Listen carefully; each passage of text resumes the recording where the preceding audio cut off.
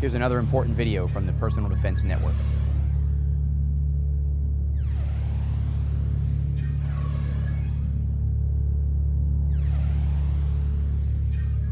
This drill will allow you to actually practice shooting in a 360-degree environment while not leaving a square range with one safe designated shooting area.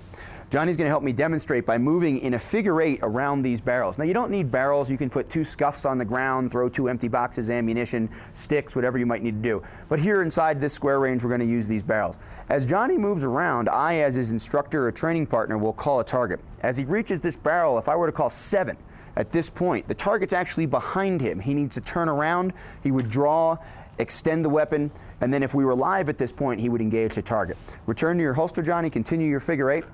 At this point, as he moves forward through and comes across the middle, 4. Now he has a target to his left that he needs to turn and engage and extend straight out, moving laterally the whole time relative to the target as he extends. Return to the holster, and again, continue the figure-8.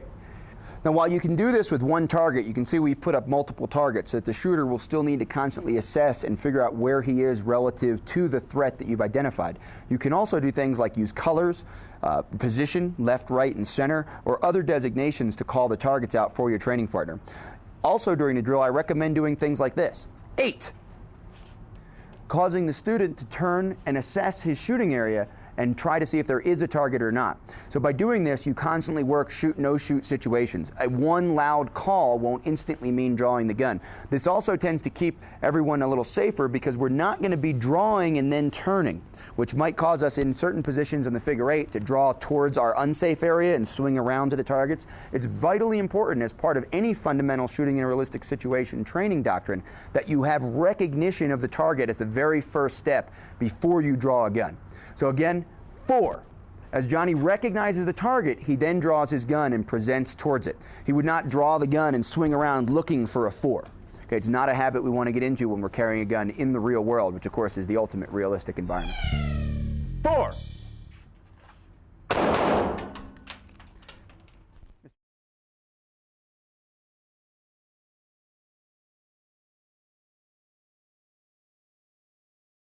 Two.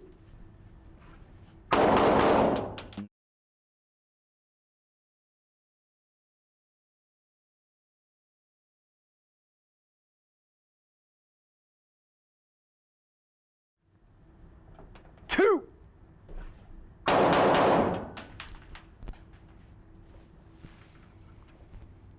4.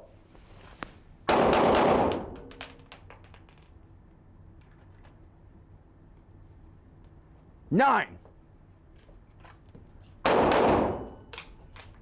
Headshot.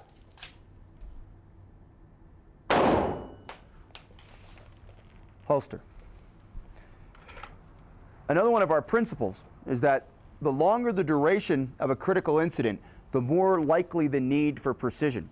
As you can see, what happened here was 2 shots were fired, one significantly combat accurate, one off to the left of the critical area of the target we wanted to get. Mike encountered slide, stop, reload. He moved into a position behind this cover, finished his reload, and what I did to simulate that need for precision that tends to happen as the duration of a critical incident extends was call a headshot. He then took more time, balanced his speed and precision, and made a perfect headshot into the triangle on that target. Good job. Figure-8. 9.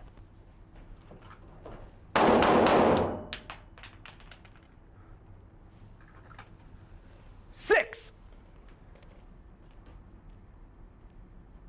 7. So again, the figure-8 drill is a great way to be able to practice shooting in a realistic environment when you only have a 90-degree flat range to practice on.